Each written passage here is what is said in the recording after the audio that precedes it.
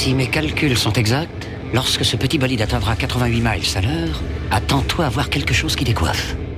À l'heure du goûter, on écoute le Mag à l'Ouest sur Westrack Radio. Interview, rubrique, micro-trottoir et musique sur Westrack. Non de Zeus! C'est le retour du Mag à l'Ouest sur Westrack Radio, jeudi 14 novembre 2024, une bonne fin d'après-midi.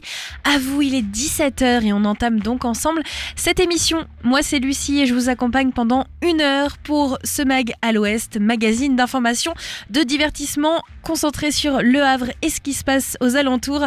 On recevra d'ailleurs la Galerne et ses invités à eux. On va découvrir donc le programme avec Olivier. Il sera avec nous d'ici une petite trentaine de minutes. Restez avec nous. La météo, bien sûr, pour aller checker le temps qu'il va faire ce soir en fin de journée et puis aussi demain. Le Flash Info avec Margot, toute l'information locale suivie de l'information nationale.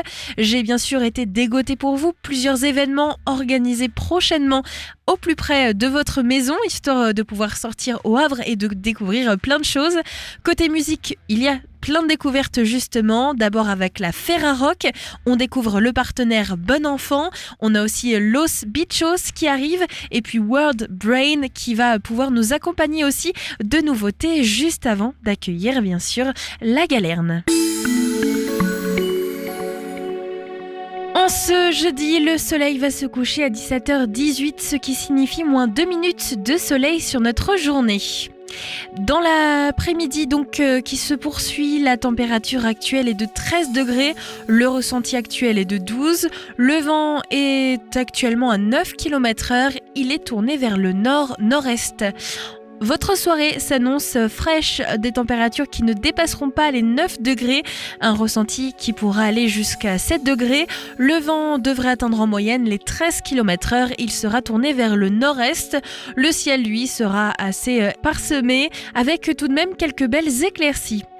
Pour votre journée de vendredi, un ciel assez ensoleillé, les températures devraient tourner aux alentours de 12 voire 13 degrés. Le vent devrait ne pas trop être présent et ne pas trop rafraîchir votre journée. Un soleil qui va se coucher à 17h15 pour votre journée de demain. Un vent donc qui sera tourné vers le sud-sud-ouest pour votre fin de journée. Les infos locales sur Westrack. Le Flash. Bonjour tout le monde, voici les actualités locales de ce jeudi 14 novembre 2024. Tout le monde a peur et c'est normal. Au Havre, le verrier Saverglass propose une baisse des salaires. Depuis fin octobre, les salariés de l'usine Saverglass du Havre vivent avec la peur au ventre. La direction générale du groupe, qui a changé de main au printemps 2024, a présenté un plan financier basé sur une baisse des salaires bruts de 5 à 7% selon les sites, 5% au Havre. En échange, elle s'engage à ne pas faire de licenciement économique pendant 6 mois, sachant qu'un point mensuel aura lieu pendant cette période. Le Havre, les agents des guichets de la Poste en grève. Une vingtaine d'agents des guichets de la Poste se sont mobilisés ce mardi 12 novembre au sein de l'hôtel de ville du Havre. Ils dénoncent le manque d'effectifs dans les bureaux, entraînant une hausse des incivilités et de l'insécurité. Le Havre, le pizzaiolo Jimmy Pestel décroche le titre de champion au trophée mondial de pizza. Jimmy Pestel, pizzaiolo du quartier Sainte-Cécile au Havre, revient du trophée mondial de pizza chargé de 2 nouveaux titres. Il a remporté ceux de champion de pizza classique et vice-champion de calzone, mercredi 6 novembre. Prochaine étape, les épreuves qualificatives au championnat de France à Lille le lundi 18 novembre, puis le championnat de France en avril 2025. Noisette Café, une nouvelle adresse pour les pauses gourmandes salées ou sucrées au Havre. À 2 pas de l'espace Coty, un nouveau café ouvert à la place du restaurant Saveur du Liban. Noisette Café est une adresse chaleureuse pour y déguster une offre de snacks salés ou sucrés avec boissons chaudes ou fraîches. Des arbres au nom des bébés de la ville plantés par leurs parents dans le bois du Col-Moulin. Samedi 16 novembre, les familles Montivillonne d'enfants nés en 2023 sont invitées à se rendre au bois du Col-Moulin pour la 4e édition de l'opération Une naissance, un arbre, une action environnementale qui est bien plus que symbolique. Merci de votre attention. Tout de suite, les informations nationales et internationales. Bonsoir à tous. Les syndicats appellent à une journée de grève dans la fonction publique le 5 décembre après les annonces d'économies de plus d'1 milliard d'euros. Parmi les mesures qui cristallisent la colère des agents, l'instauration de 3 jours de carence non payés en cas d'arrêt maladie. Les syndicats demandent aussi plus de moyens humains et budgétaires. Très peu de perturbations aujourd'hui dans le secteur aérien alors que quelques centaines de pilotes d'avions sont en grève, opposés à l'alourdissement de la fiscalité du secteur avec des taxes plus fortes sur les billets d'avion à partir du 1er janvier prochain. Une mesure du projet de loi de finances 2025 qui sera examinée au Sénat à la fin du mois. Les pilotes craignent les conséquences sur les emplois. La colère du Rassemblement national. Le parti lance une pétition pour protester contre les réquisitions dans l'affaire des assistants d'eurodéputés RN. 5 ans de prison et 5 ans d'inéligibilité contre Marine Le Pen. L'exécution provisoire de la peine pourrait empêcher la candidate de se présenter à la présidentielle de 2027. Le Rassemblement national estime que la justice tente d'éliminer la voix de la véritable opposition. Marine Le Pen qui reçoit le soutien de Viktor Orban, le Premier ministre conservateur hongrois, se dit aux côtés de la chef de file des députés RN et parle de harcèlement de la justice. Un harcèlement qui, selon Viktor Orban, a permis à Donald Trump de l'emporter aux États-Unis. France-Israël ce soir au Stade de France, match de football sous haute tension avec un dispositif de sécurité exceptionnel au stade mais aussi dans les transports parisiens et dans certains secteurs de la capitale. La semaine dernière à Amsterdam, des supporters israéliens ont été violemment pris pour cible en marge d'un match. Et puis le Vendée Globe et un nouveau leader au 5e jour de course. Nicolas Lundven a pris les commandes au large de Madère au lendemain de son record de distance parcouru sur un monocoque en solitaire en 24 heures. Le Breton qui dispute pour la première fois le Vendée Globe devance Johan Richomme et Sam Goodchild. Voilà pour l'info. Des idées sorties pour cette semaine ou ce week-end pour te culturer sur Westrack Radio. Qu'est-ce qu'on fait en attendant le week-end ? Eh bien, à Fécamp, plusieurs lectures sont organisées, et notamment une ce soir à 18h à l'Oasis, 4 rue des Frères Marcotte. Participation 5 €. Vous pouvez réserver au 02 35 28 05 81. Les amis du Vieux Fécamp et du Pays de Caux proposent des lectures pour découvrir ou redécouvrir des œuvres d'Alphonse Allès. Elles seront accompagnées d'intermèdes au piano avec des œuvres d'Éric Satie. Une conservation aussi autour des collections à Fécamp, derrière le bref texte du cartel. Que savons-nous des collections ? Petites et grandes histoires, secrets de fabrication, confidences de donateurs, anecdotes. Les œuvres ont beaucoup à nous dire. Une fois par mois, les membres de l'équipe de conservation du musée ou un invité vous en disent plus sur les collections. Ce rendez-vous se fait à 18h, juste à la fin de votre émission, notamment avec ce thème, les dernières acquisitions archéologiques par Jean-Pierre Ouatté, archéologue, au musée des pêcheries à Fécamp. L'entrée est totalement libre. Et puis, à noter aussi au Havre une conférence. Les civils reprennent les plages du débarquement. Nous sommes juste après guerre. Les estivants reprennent pied sur les plages normandes, pêchant, se baignant, bronzant, mangeant sous le regard des épaves du débarquement du 6 juin 1944. Quels problèmes rencontrent certains Français ? Comment accueillir les estivants en nombre ? Une conférence de la Chaîne animée par Laurent Mazico. C'est donc ce soir à 18h à la salle Le Gois du Fort de Tourneville et l'entrée est totalement libre. Westrack et la Fédération des radios associatives Musiques Actuelles, la Ferrarock, vous partagent la découverte musicale du jour.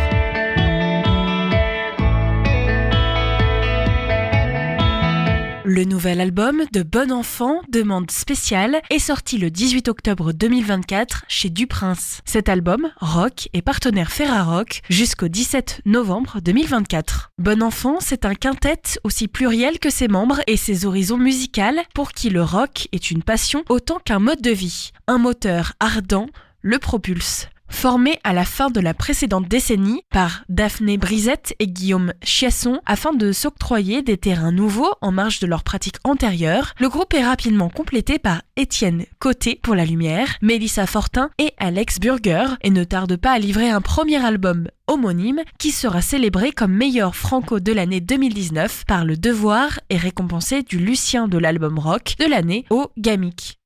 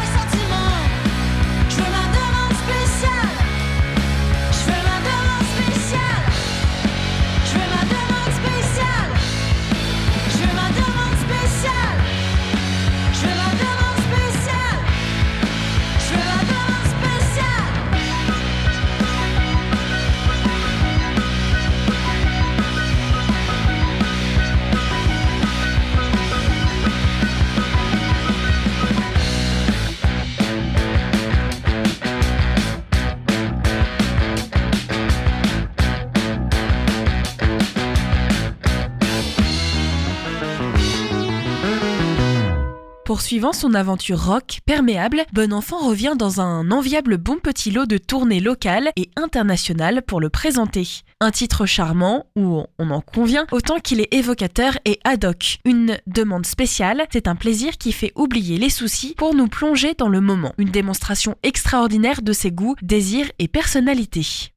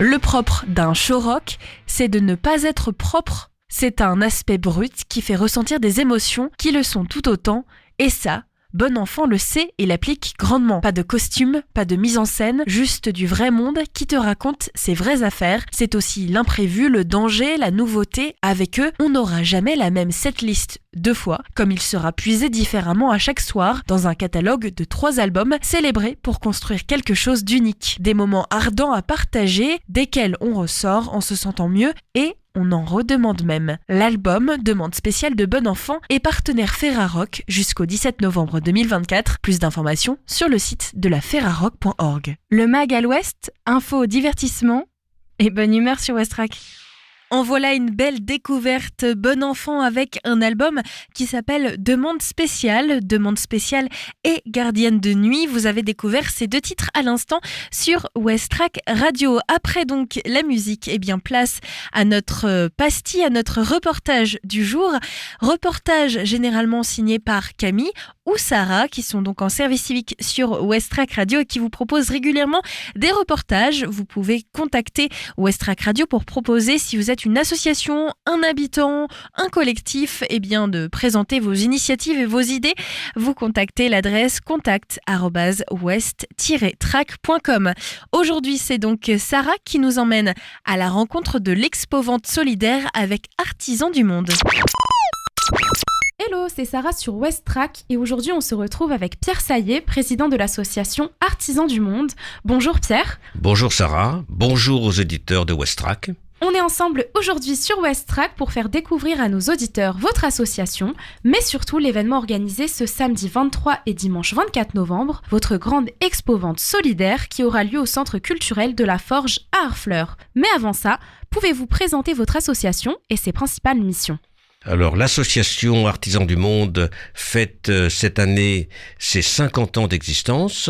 Nous sommes organisés en fédération. L'association locale d'Harfleur existe depuis 1996 et nous remplissons notre activité sur 3 axes. Un axe commercial, il s'agit de faire une place aux produits des partenaires qui sont en Afrique, en Amérique du Sud et en Asie du Sud-Est, soit des produits alimentaires, soit des produits d'artisanat. Nous avons aussi un axe éducation. Il s'agit de faire comprendre aux plus jeunes les dysfonctionnements de l'économie mondiale et voir comment on peut essayer de lutter contre les inégalités. Et un 3e pilier, un 3e axe, qui est un axe de plaidoyer. Il faut entraîner les décideurs vers un changement des règles du commerce mondial. Mettre en avant l'artisanat, ça a complètement un lien avec l'événement dont on va parler aujourd'hui et qui nous intéresse. C'est un événement que vous organisez, l'expo-vente solidaire. Alors, pouvez-vous nous détailler un peu le déroulement de cet événement ? Comment le week-end va s'articuler ? Nous accueillons nos amis, le grand public, pendant 2 jours, le samedi 23 novembre et le dimanche 24 novembre, de 10h à 18h30 sans interruption les 2 jours. La salle sera organisée de la façon suivante. Il y a différents stands, un stand alimentaire assez important parce qu'une partie de nos partenaires sont des agriculteurs, des stands plutôt d'artisanat, des décorations, jouets de Noël, un artisanat de métal découpé, des statues en bronze du Burkina Faso, des produits textiles aussi. Quels sont les objectifs de cette expo-vente solidaire ? Il s'agit de montrer notre solidarité aux milliers de familles qui dépendent du travail de nos partenaires. Ce sont des petits producteurs défavorisés qui s'organisent pour avoir une vie décente de leur activité. Donc le commerce équitable, c'est un ensemble de règles entre nous, consommateurs en France, et eux, producteurs dans différentes parties du monde, avec des règles comme un prix juste, une activité qui respecte la nature, la plupart des produits sont bio, et puis un engagement dans la durée vis-à-vis de ces gens-là. Il ne s'agit pas d'abandonner notre relation pour trouver moins cher ailleurs. Donc des enjeux de justice, quelque part. Cet événement aura lieu le week-end du 23 et 24 novembre. Alors, est-ce que vous pouvez préciser si c'est un événement gratuit ? Vous sembliez dire que ça s'adresse à tout public ?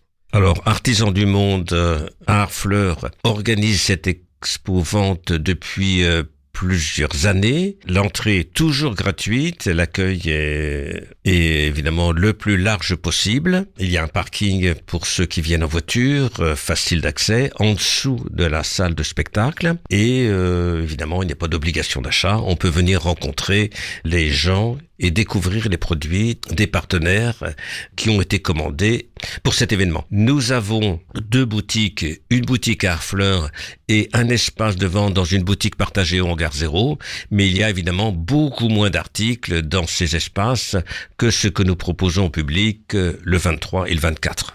Découvrir, c'est un peu le mot de cet événement. Alors je vous propose qu'on se penche sur le contenu de cette expo-vente solidaire. Pouvez-vous nous parler des artisans et des produits qu'on pourra y trouver ? Nous avons un stand bijoux où des petits producteurs, quelquefois des femmes, notamment on a un partenaire qui s'appelle Bombo Loulou en Kenya. Il s'agit de femmes handicapées qui trouvent dans la relation avec Artisans du Monde des moyens de vivre, mais c'est aussi des bijoux qui viennent d'Amérique du Sud, ce sont des bijoux qui viennent d'Inde aussi. Et puis, il n'y a pas que des bijoux, il y a aussi des sacs, un artisanat en cuir qui vient souvent d'Inde aussi, des produits alimentaires, un sucre de canne non raffiné, qu'on appelle Mascobado, qui vient des Philippines, et d'autres produits, café, et une part importante, évidemment, en cette période de fin d'année, pour les chocolats, les produits de Noël. De nombreux artisans et de nombreux produits à retrouver, mais pas uniquement. C'est aussi l'occasion de repenser sa manière de consommer. Alors à ce sujet, pourquoi cette expo-vente solidaire est-elle, selon vous, une bonne occasion de repenser sa manière de consommer au quotidien ? Repenser sa façon de consommer, ça nous paraît, nous artisans du monde, une chose vraiment importante. Nous sommes un peu désolés de voir l'immense quantité de marchandises qui se trouvent offertes à la consommation dans les magasins. Et la grande distribution est un exemple un peu criant de cette immense abondance de produits offerts. Donc nous pensons qu'il faut peut-être diminuer cette consommation et puis la réorienter vers des achats solidaires. Et la période de fin d'année, où il s'agit d'offrir des choses, nous paraît le meilleur moment pour à la fois faire plaisir et faire acte de solidarité. Cette expo-vente solidaire, elle propose d'être au plus proche des artisans qui vont proposer leurs produits, certes, mais c'est surtout et avant tout un espace de rencontre et d'échange. Alors, au-delà des produits proposés, qu'est-ce que vous souhaitez que les visiteurs emportent de cette expo-vente solidaire ? Alors, c'est une rencontre, nous accueillons le public, eh bien, il y a les produits, c'est vrai, mais aussi c'est l'occasion de présenter le travail de notre association. Nous rencontrons des enseignants, donc dans le domaine de l'éducation, ça me paraît un bon moment de rencontre, et régulièrement, nous avons des contacts qui peuvent se nouer entre notre association et des enseignants au collège, lycée ou école primaire. Qu'ils puissent emporter, en tout cas, une envie de changer leur manière de consommer mieux et d'aider les autres, c'est l'objectif. Un des projets de votre association, d'ailleurs, en adéquation à cet événement, c'est celui de la campagne sur le chocolat équitable et durable. Alors, pouvez-vous nous expliquer en quoi consiste cette campagne ? Donc, il s'agit d'une campagne nationale. Le chocolat et le cacao font partie des produits qui sont un peu exemplaires, surtout en cette période de fin d'année. Mais la production de cacao, par exemple, est loin d'être exemplaire. Une immense quantité de producteurs et productrices vivent en dessous du seuil de pauvreté, avec moins $1,20 par jour, selon les chiffres de la Banque mondiale. C'est à peu près 50% de ces agriculteurs et agricultrices. C'est une production qui entraîne une déforestation très importante et c'est une production qui entraîne aussi le recours à un travail des enfants qui est évidemment une chose à bannir absolument. Alors pourquoi ? Tout est lié à la pauvreté des producteurs. Ce n'est pas par plaisir qu'ils font travailler leurs enfants, mais c'est la pauvreté qui les empêche d'engager une main-d'œuvre salariée et une partie de ces producteurs sont quasiment contraints pour vivre d'avoir recours à leur famille, à leurs enfants.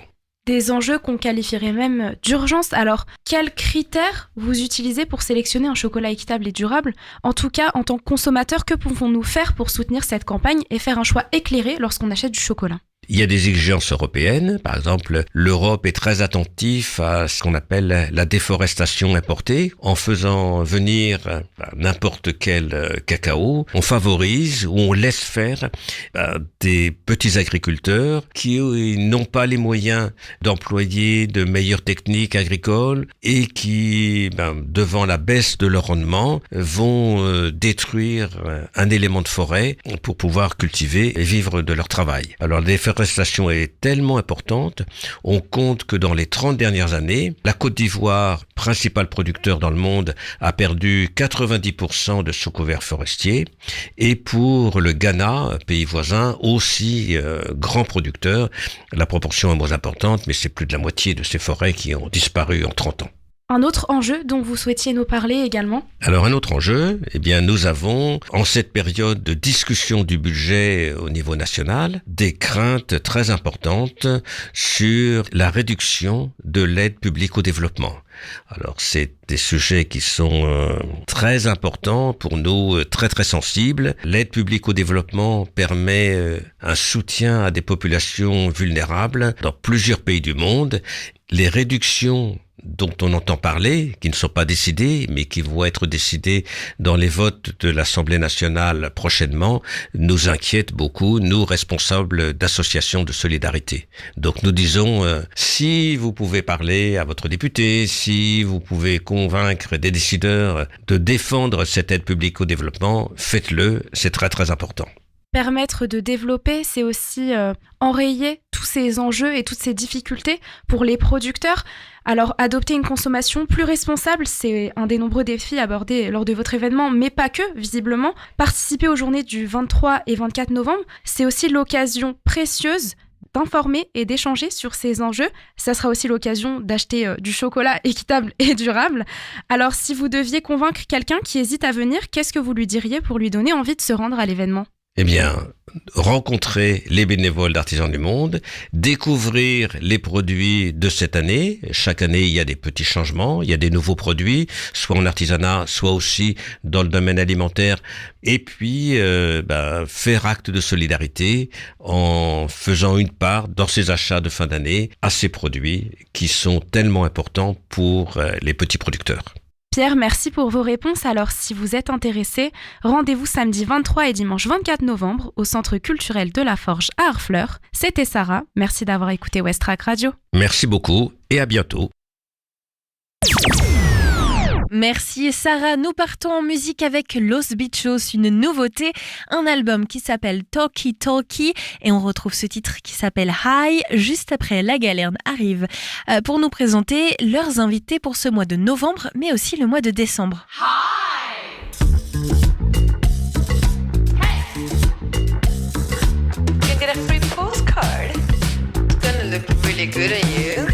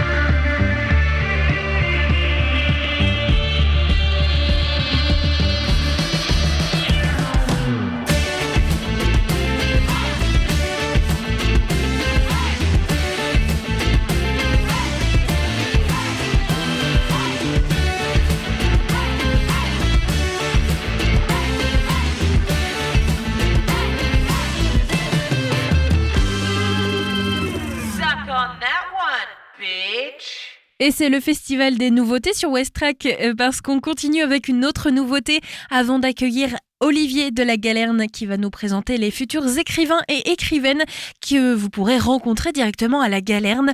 Des rendez-vous rencontres ou signatures qui commencent d'ailleurs ce soir avec un auteur américain. Olivier nous en dit plus dans un instant. Le temps de s'écouter World Brain et ce titre Minute Papillon. Un nouvel album, c'est Open Source.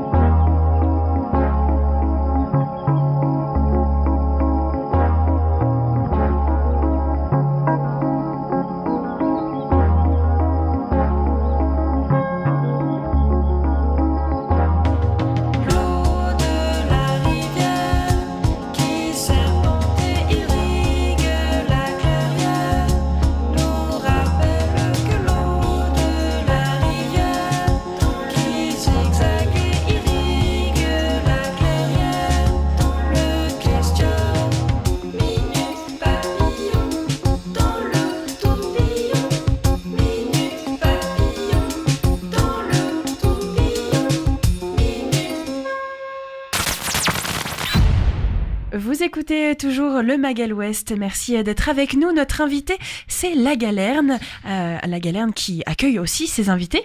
Bonjour Olivier. Bonjour Lucie, bonjour à toutes et à tous. Alors le programme, comme toujours, est assez chargé. On va pouvoir donc naviguer à travers les invités, les auteurs et autrices qui vont venir prochainement à La Galerne. Et ça commence dès ce soir, à la fin de cette émission, oui. Un auteur à rencontrer. Ben oui, tout à fait. C'est pour ça que juste après l'émission, je vais me dépêcher, parce que dans quelques minutes, tout à l'heure à 18h, nous aurons le plaisir de recevoir l'auteur américain Ian Levinson. Alors c'est un monsieur qui est né en Écosse, dont les parents se sont séparés, le papa est parti en Amérique, ensuite Ian est allé le rejoindre en Amérique. Donc voilà, il voyage beaucoup, c'est un peu un électron libre, il est allé en Chine pendant 5 ans. Voilà, il voyage beaucoup, on parlera de ça, on parlera surtout de son dernier roman, qui est un coup de cœur de la librairie, coup de cœur d'Augustin notamment. Les stripteaseuses ont toujours besoin de conseils juridiques, saviez-vous ça, ma chère Lucie? Donc c'est ce soir à 18h, en fait, dans quelques minutes. Eh ouais. Et puis, le jour suivant, vendredi 15 novembre à 18h, c'est Benjamin Stora, avec l'Algérie en guerre. Oui, parce que Benjamin Stora, vous le connaissez sûrement, vous qui nous écoutez, est historien, spécialiste incontesté de la guerre d'Algérie. Il évoquera demain, à l'occasion de sa venue à la librairie, 2 de ses derniers ouvrages, notamment L'Algérie en guerre 1954-1962, un historien face au torrent des images. Ça permettra également à Benjamin Stora d'apporter son écho à toutes les images qui nous inondent sur les chaînes de télévision, sur les réseaux sociaux, sur les sites divers. Est-ce qu'il faut en faire sur le terrain des conflits? Deuxième livre évoqué, Les Algériens en France, une histoire de génération. C'est donc demain soir à 18h. À suivre aussi donc un Havrais de renommée internationale, Jérôme Le Banner, qui vient le samedi 16 novembre. C'est-à-dire dans 2 jours, là maintenant, samedi, qui vient. Le kickboxer havrais, effectivement, Jérôme Le Banner, vient de sortir un livre. Il est tout juste paru hier, ça s'appelle Tokyo Fight. Vous le savez, Jérôme, c'est une véritable idole. Pour les Japonais, c'est quasiment un demi-dieu. Non mais c'est incroyable la réputation qu'il a là-bas. Le livre donc Tokyo Fight vient de sortir. Ça raconte un peu évidemment tout ce parcours. Et évidemment, l'athlète va faire sa toute première dédicace à la Galerne, samedi après-midi. Entrée libre sans réservation pour cette signature. On peut noter aussi le mercredi 20 novembre à 18h un autre invité. Qui sera cet invité à la Galerne? Ce sera Thibaut de Montaigu. Il était annoncé pour le mercredi de cette semaine. Il a reculé sa venue à la semaine prochaine, mercredi 20 novembre à 18h. Il vient présenter son roman qui est un coup de cœur, là encore de la librairie, puisque cœur est tout simplement le titre de son roman. Alors tout à l'heure on va écouter de la musique, et pour ce choix, Olivier, tu as un petit peu hésité avec David Bowie aussi, qui est en lien avec le prochain invité. Ce sera le lendemain, le jeudi 21 novembre.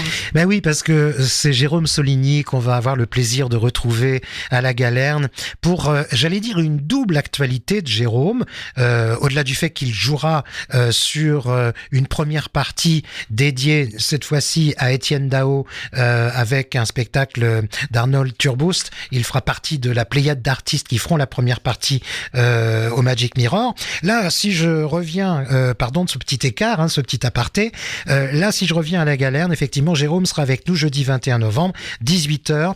Un premier livre, Rainbow Plus, consacré à David Bowie. Après les 2 tomes parus en 2019 et 2020, c'est un nouveau recueil. Il est complémentaire des 2 précédents, bien que différent dans la forme, avec des chroniques, des articles que Jérôme a rédigés au sujet de Bowie, essentiellement de rock and folk entre 1986 et 2024.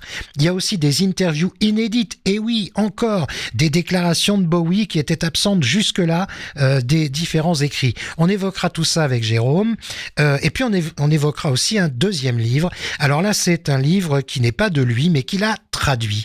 C'est le livre de Chrissy Hynde, qui est la fondatrice et chanteuse du groupe Pretenders, et le livre s'appelle Intrépide. Jérôme a traduit ce livre en français car Chrissy Hynde, avec qui il est ami maintenant depuis les années 90, souhaitait vraiment qu'il y ait une version française de son livre et souhaitait que ce soit Jérôme qui se colle à la tâche. Ça y est, c'est fait, le livre est paru et on abordera les 2 livres avec Jérôme Soligny jeudi 21 novembre. Alors on a beaucoup parlé d'auteurs, évidemment il y a aussi une place pour les autrices à la Galerne, et pour les invités, place à la parité avec Véronique Olmy qui est la prochaine invitée. Ce sera le vendredi 22 novembre. Et oui, le lendemain de Jérôme Soligny, toujours à 18h, Véronique Olmy viendra présenter son roman de la rentrée littéraire. Ça s'appelle Le courage des innocents. Et puisque nous sommes à parler des autrices, eh bien je cite la présence le 28 novembre, la semaine suivante, de Claudie Gallet, que l'on aime bien recevoir de temps à autre à la librairie. C'est pas la première fois qu'elle vient.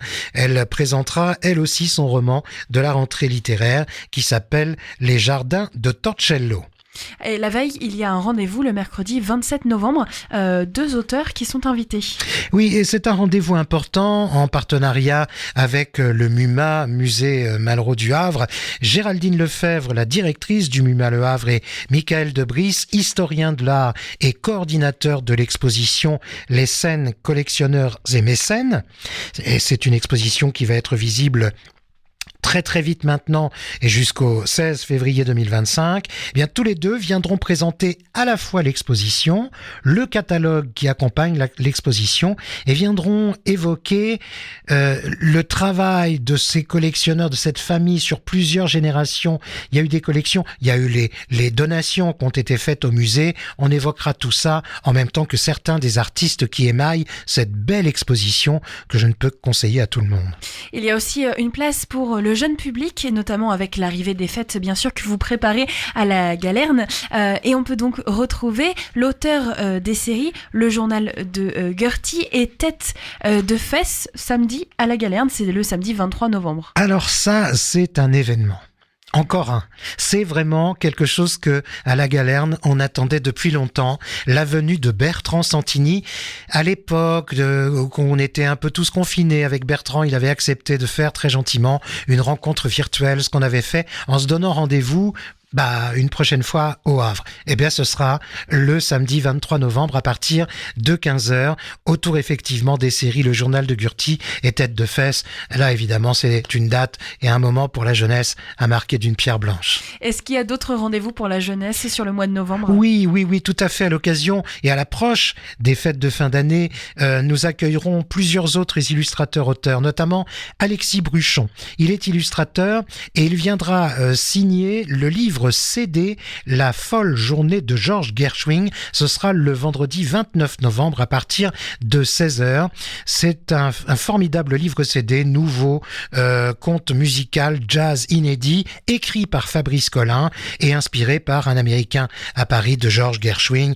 Tout cela évidemment sur le CD, c'est en même temps musical, c'est chanté, c'est raconté. C'est un formidable objet là encore pour la jeunesse. Et puis autre auteur, le lendemain, le samedi 30 novembre, à partir de 15h30, toujours pour la jeunesse, c'est Philippe-Henri Turin, qui lui est auteur et illustrateur et qui viendra signer son très bel album Dragons et Merveilles. Je signale d'ailleurs que cette signature s'accompagnera d'une exposition de quelques planches de Philippe-Henri Turin qui seront présentées donc sur les murs de la librairie à l'occasion justement de cette signature, des planches tirées de Dragons et Merveilles. Et puis ça se poursuit aussi pour le mois de décembre. Et ouais, au mois de décembre, le samedi 7 décembre, à partir de 15h, autre signature jeunesse avec l'illustrateur Pierre Breton pour l'album. Alors c'est un album formidable, des dessins de Pierre Breton qui démarre. Il n'a pas édité beaucoup de livres, mais il a un talent absolument extraordinaire. Il faut voir les illustrations de l'album Le Prince et le Grand Chêne, scénarisé par l'auteur Bernard Villiot. Une merveille, vraiment. Je précise quand même que pour ces signatures jeunesse, les entrées sont libres, sans réservation, et bien évidemment, petits et grands peuvent venir aux dates annoncées, à retrouver d'ailleurs sur le site de la librairie. Bien sûr, comme toujours, d'ailleurs, on va continuer à développer la programmation sur le mois de décembre, puisque nous sommes arrivés au 7 décembre pour les petits, mais pour les plus grands, à partir du 3 décembre, il y a une autre rencontre, mais on se fait une petite pause musicale. Qu'est-ce que tu as choisi, Olivier, comme titre ? Eh bien, c'est pour vous donner un indice sur l'annonce que l'on va faire avec notre prochain invité. Écoutez plutôt, c'est Gaël Faye.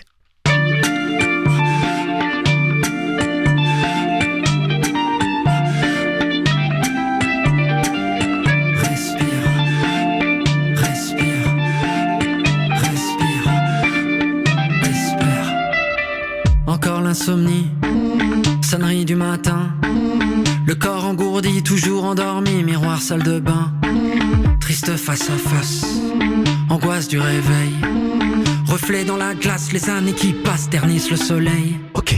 Au flash d'infos, les crises, le chômage, la fonte des glaces, les particules fines, courir après l'heure, les rames bondées, les bastons de regard, la vie c'est l'usine, hamster dans sa roue, petit chef grand bourreau. Faire la queue partout, font la gueule partout, la vie c'est robot. T'as le souffle court, respire, quand rien n'est facile, respire. Même si tu te perds, respire. Et si tout empire, espère. T'as le souffle court, respire, quand rien n'est facile, même si tu te perds, respire. Et si tout empire, espère. Encore fatigué, la cloche du midi, le corps assommé, toujours épuisé, les masques sont mis. Triste face à face, poursuite du bonheur, reflet dans la glace, les années qui passent flétrissent les fleurs. Ok. Les écrans, le bruit, l'argent, les crédits, les phrases assassines, les cons, les cancers, le temps qui s'écoule, le vide qui se fait, le silence épais, la vie c'est la guerre tournée dans le tambour. Amour placebo, faire semblant pour tout, c'est violent partout, la vie c'est Rambo. T'as le souffle court, respire, quand rien n'est facile, respire. Même si tu te perds, respire. Et si tout empire, espère. T'as le souffle court, respire, quand rien n'est facile, respire. Même si tu te perds, respire. Et si tout empire, espère.